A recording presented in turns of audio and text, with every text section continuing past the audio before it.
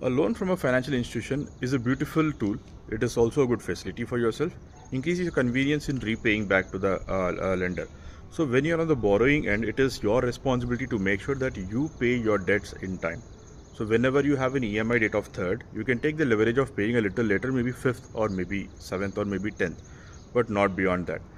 I lately saw a video wherein a collection manager has gone over to a customer's place to request for the EMI's payment, which is somewhere close to 20 or 23rd when he has actually approached.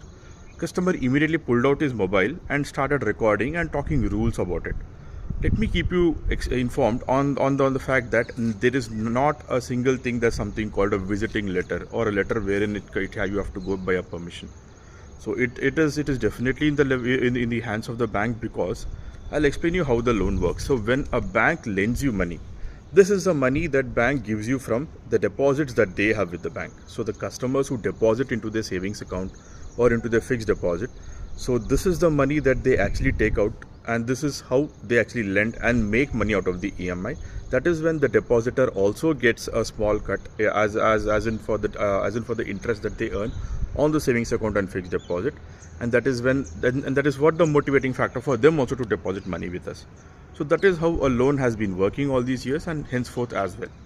So whenever we take your deposits money and we lend it, so the borrower it is his responsibility to make sure that he pays back every penny back to the bank, and accordingly also make sure that the bank's responsibility to also give back the money to the depositor, and whatever comes in between is called a spread. The spread is the income for the bank.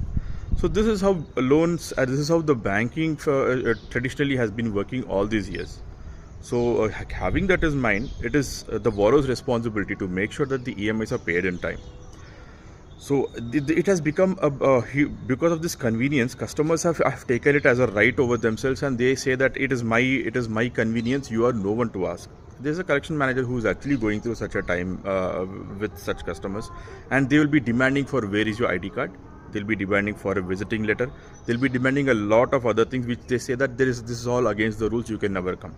Someone who is ready to pay the EMI will never create such a fuss. Someone who is not ready to pay a EMI are the people who will come up with all such excuses, stating that they have done something wrong. The bank is wrong. This is wrong.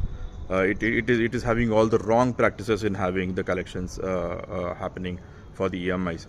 It is not that it is a wrong practice. It is definitely a practice wherein bank will definitely demand, because the bank is answerable to the depositor. What if someday they show up at the bank and they say, where did the money that is in my bank go? So we cannot give the name of the customer, say